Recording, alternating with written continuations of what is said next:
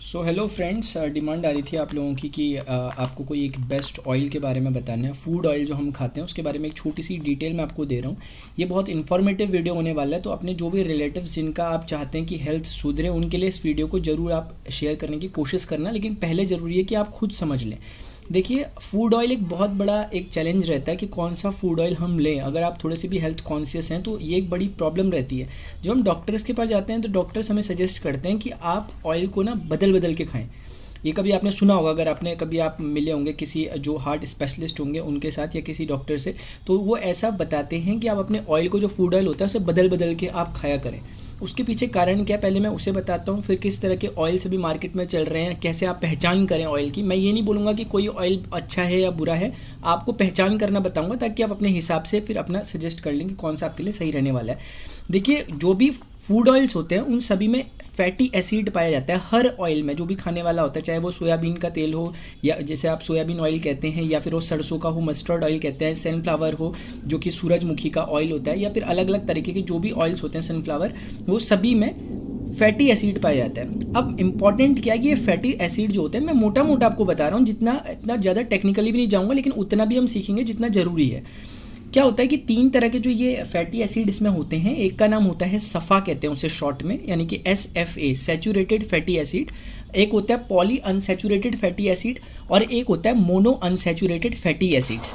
कोई भी अगर आप ऑयल लेंगे ना, उसमें इंग्रेडिएंट्स होते हैं, उस इंग्रेडिएंट्स में ये आपको दिखाई देगा, जैसे सैचुरेटेड फैटी एसिड यानी सफ़ा, पॉली अनसैचुरेटेड फैटी एसिड, और एक होता है मोनो अनसैचुरेटेड फैटी एसिड। अगर आपको स्क्रीन में दिख रहा होगा तो किसी भी ऑयल में अगर आप उठाएंगे, तीनों दिए रहते हैं, और उनकी क्वांटिटी कितनी है उस ऑयल में ये भी दी रहती है।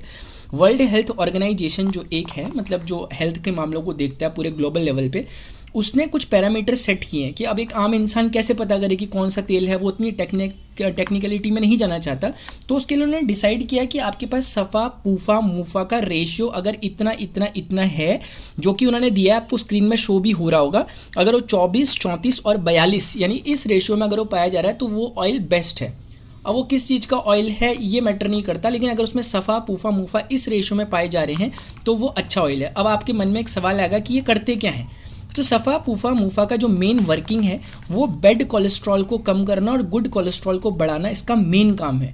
क्योंकि तेल से देखिए मेन प्रॉब्लम क्या आती है ना, कि असल में अगर मैं आपको थोड़ा सा बताऊं तो जैसे कोलेस्ट्रॉल की प्रॉब्लम कभी आपने अगर सुना होगा किसी को होती है, तो कोलेस्ट्रॉल में होता क्या है, उसमें कहीं ना कहीं जो आर्टरीज होती हैं, जो धमनियाँ होती हैं शरीर की, उनमें ना फैट जमा होने लग जाता है। फैट जमा होने लग जाता है। दूसरा, आपने सुना होगा कि हमारा जो हार्ट रहता है, जो हृदय है, हमारा जो दिल है, वो पूरे ब्लड को पंप करता रहता है, पूरे शरीर में पहुंचाने का काम उसी का है। अब जब वो आर्टरीज में फैट जमा होने लग जाता है तो वो ब्लड को वहाँ से फ्लो करने में प्रॉब्लम होती है, और यानी कि हार्ट को पंप करने में प्रॉब्लम होती है। और हार्ट जब पंप करने में प्रॉब्लम करता है तो उसी से फिर हार्ट स्ट्रोक्स जो आते हैं वो उसी का एक कारण रहता है। तो कोलेस्ट्रॉल जब किसी का बढ़ता है तो फिर बीपी की प्रॉब्लम भी होने लग जाती है, फिर धीरे धीरे हार्ट्स की प्रॉब्लम भी कहीं ना कहीं इसी से आती है। इसीलिए जो जिनके कोलेस्ट्रॉल की प्रॉब्लम है और जिनका कोलेस्ट्रॉल जो बैड कोलेस्ट्रॉल है वो बहुत ज़्यादा बढ़ जाता है, तो अल्टीमेटली जो डॉक्टर्स होते हैं उनकी तरह सजेस्ट किया जाता है कि अब आपको एक एलोपैथी की एक दवाई लेनी पड़ेगी। वो होती है स्टैटिन। स्टैटिन नाम की दवाई ली जाती है जब कभी भी ब्लड बहुत ज़्यादा गाढ़ा हो जाता है, तो उसे थिन करना पड़ता है, पतला करना पड़ता है खून को, क्योंकि अगर वो गाढ़ा हो जाएगा तो फिर वो मूवमेंट उसका काफ़ी ज़्यादा रुक जाता है, तो हार्ट स्ट्रोक्स की उससे संभावनाएं रहती हैं। तो कहने का मतलब है कि स्टैटिन जो ली जाती है उसके भी अपने साइड इफेक्ट हैं बहुत सारे। तो एलोपैथी में बहुत जल्दी डॉक्टर से सजेस्ट नहीं करते किसी को कि आप स्टैटिन लें, लेकिन जब स्टैटिन ली जाती है तो फिर उसके अपने फिर साइड इफेक्ट बहुत सारे होते हैं। ये जो चीज़ें मैंने आपको बताई कि सफ़ा, पूफा, मूफा, यही वो चीज़ें हैं जो कि बैड कोलेस्ट्रॉल और गुड कोलेस्ट्रॉल को बैलेंस करने का काम करती है। हम ये नहीं कहेंगे कि कोलेस्ट्रॉल को कम करती है, ये बुरे कोलेस्ट्रॉल को कम करती है और अच्छे कोलेस्ट्रॉल को बढ़ाती है। इस ऑयल की खास बात क्या है कि ये ऑयल है राइस ब्रान ऑयल। अभी कुछ टाइम पहले तक तो 2-3 साल पहले तक ज़्यादा अवेयरनेस नहीं थी, लेकिन कोविड आने के बाद लोगों में काफ़ी अवेयरनेस हुई। अब लोगों ने इसका नाम भी समझ में आ गया लोगों को कि हाँ ऐसा ऑयल है बाज़ार में। पहले लोगों को लगता था कि ये कौन सा ऑयल है, कुछ लोग इसे ब्रांड कहते हैं, एक्चुअली ये राइस ब्रान है। ब्रान चावल की जो धान होता है ना, जो ब्राउन राइस होता है, उसकी धान की भूसी को ब्रान कहते हैं, और राइस यानी चावल, तो उसका बना हुआ ये ऑयल है। शुरुआत के माध्यम से आप देखेंगे अलग अलग कंपनियाँ राइस ब्रान ऑयल निकाल रही है। अब एक आखिरी सवाल आता है कि राइस ब्रान ऑयल ठीक है, देखिए ग्राउंडनट ऑयल जो मूंगफली का तेल होता है वो भी, जो मैंने आपको अभी रेशियो बताया, उनको फॉलो करता है, ठीक है ना। तो 2 तेल फिलहाल ऐसे हैं मार्केट में जो कि अच्छे माने जा सकते हैं, एक राइस ब्रान ऑयल चावल की भूसी का, और एक ग्राउंडनट ऑयल यानी कि जो मूंगफली का तेल होता है। तो एक बात तो समझ में आ गई कि हमें सबसे पहले क्या देखना है, रेशियो चेक करना है, बस एक काम।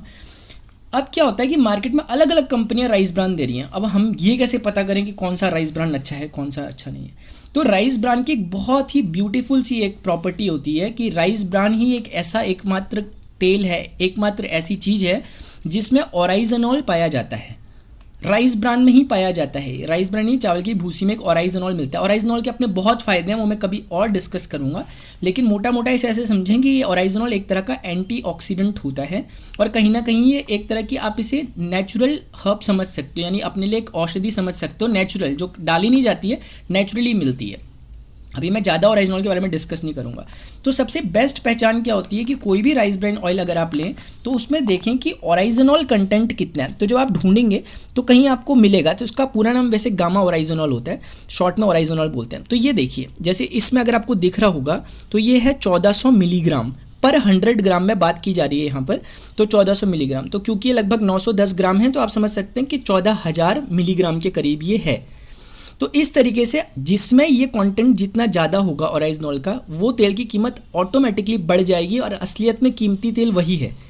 तो मार्केट में भी अगर आप राइस ब्रांड देखने जाएं तो आप क्या देखेंगे, उसमें ओरिजिनॉल कंटेंट कितना है। अमूमन जो मार्केट में मिलता है उसमें लगभग 1000 मिलीग्राम होता है। तो आप ये मत सोचें कि 1000 मिलीग्राम है, ये 1400 है, तो सिर्फ 400 का फ़र्क है। 400 का फ़र्क नहीं है, ज़्यादा फ़र्क है, क्योंकि ये तो पर 100 ग्राम में है ना, पर 100 ग्राम में 400 का फ़र्क है। लेकिन आप तो 900 ग्राम ले रहे हो, तो आप समझ सकते हैं कि कितना फ़र्क हो जाने वाला है। तो इसलिए जैसे जैसे गामा ओरिजिनॉल की क्वांटिटी बढ़ती रहती है, वैसे वैसे इसकी कीमतें मार्केट में बढ़ती रहती है। इसलिए आप देखेंगे आज मार्केट में 150-200 रुपये का भी राइस ब्रांड मिलेगा, और आपको 1000 1500 लीटर रुपये के राइस ब्रांड भी मिलते हैं। डिपेंड करता है कि उसमें ओरिजिनल कंटेंट कितना है। अब जिसकी मैं बात कर रहा हूँ इस ऑयल की, इसमें सबसे मैक्सिमम जो अभी तक मुझे देखने में मिला मार्केट में, सबसे ज़्यादा ओरिजिनल इसी में पाया गया, और इस कीमत पर जिसमें ये मुझे मिला है। तो एक बात ये है, और छोटी सी कुछ बातें मैं और बता दूं इसके बारे में। ओरिजिनॉल तो इसमें है ही, साथ में इसमें टोकोफेरॉल और इसमें है ये है टोकोट्राइनॉल्स।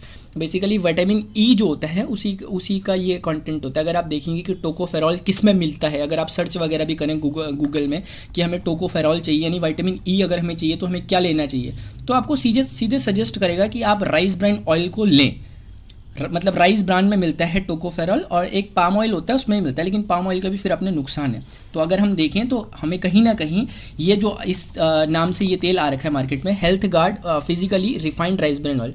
और ये भी एक अच्छी बात है। कभी कभी लोगों के मन में क्वेश्चन उठता है कि ये रिफाइंड है और हमें रिफाइंड तो नहीं खाना चाहिए, डॉक्टर्स बोलते हैं नहीं खाना चाहिए। आपने बहुत सही अगर ऑब्जर्व किया तो सही ऑब्जर्व किया कि रिफाइंड ऑयल हमें नहीं खाना चाहिए, लेकिन क्यों नहीं खाना चाहिए वो थोड़ा सुन ले।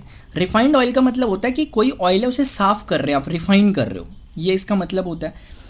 अब होता क्या कि कंपनी के पास दो तरीके होते हैं किसी भी तेल को साफ़ करने के। एक तरीका होता है केमिकली रिफाइंड, और एक होता है फिजिकली रिफाइंड। मार्केट में जितने रिफाइंड ऑयल चल रहे हैं मोस्टली 80 से 90% केमिकली रिफाइंड होते हैं। पहचानोगे कैसे? उसमें फिजिकली नहीं लिखा होगा, उसमें सिर्फ लिखा होगा रिफाइंड, यानी कि केमिकल डालकर तेल को साफ़ किया जाता है। तो केमिकल कहीं ना कहीं तेल को बर्बाद करने का काम करता है, और फिर उसी केमिकल से लोगों को फिर बाद में एसिडिटी जैसी प्रॉब्लम्स होती है तेल से। तो अगर हम रिफाइंड ऑयल ले रहे हैं और अगर वो फिजिकली रिफाइंड है, फिजिकली रिफाइंड का मतलब क्या होता है, जैसे आपने मान लिया चाय बनाई, चाय बनाने के बाद आपने वो जो छन्नी होती है उससे चाय को छान दिया। जैसे आप फ़िल्टर यूज़ करते हैं, फ़िल्टर में क्या होता है कि जो भी अशुद्धियाँ होती हैं वो फ़िल्टर हो जाती हैं, अपने आप रुक जाती हैं और पानी शुद्ध नीचे आ जाता है। तो इसमें कोई केमिकल नहीं डाला, लेकिन सफाई फिर भी हुई है। तो उसी तरह के प्रोसीजर को यहाँ भी इस्तेमाल किया जाता है। बड़ी बड़ी मशीनें लगाई जाती हैं, उसके द्वारा अशुद्धियों को दूर किया जाता है जो तेल में रह जाती हैं, जो धान की भूसी वगैरह से बनी होंगी, और फिर तेल को अलग से रिफ़ाइन कर लिया जाता है। और ये जो मैंने ऑयल लिया इसका MRP आप देखें 280 रुपीज़ है, 280 रुपीज़ है।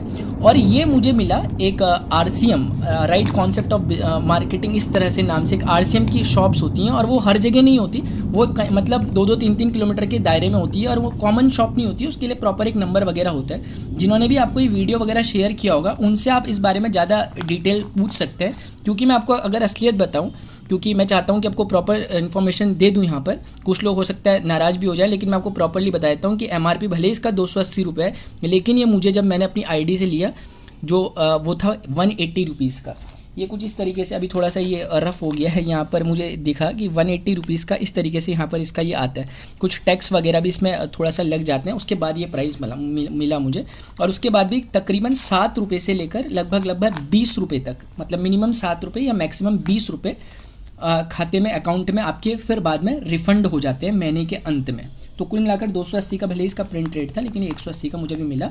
और मार्केट के हिसाब से इसके प्राइस फ्लक्चुएट करते रहते हैं, तो आप जब भी वीडियो देखेंगे उस हिसाब से इसके मार्केट में प्राइस कम या ज़्यादा हो सकते हैं। तो ये डिटेल थी, मुझे लगा कि ज़रूर बताना चाहिए, क्योंकि मुझे भी इसके बारे में जब जानकारी मिली, और अभी से नहीं, हम लगभग करीब 15 सालों से इस ऑयल को यूज़ कर रहे हैं और इसके बहुत अच्छे इफ़ेक्ट हमें देखने को मिले, इसलिए कोशिश की मैंने कि और लोगों को ही बता दूं। वैसे तो बताते ही थे, लेकिन आज सोचा कि वीडियो के माध्यम से, ताकि एक ज़्यादा जनता को पता चल सके इसके बारे में और ख़ुद आप अपना डिसीजन ले सकें। तो ये है health guard physically refined rice bran oil. Thank you so much for watching.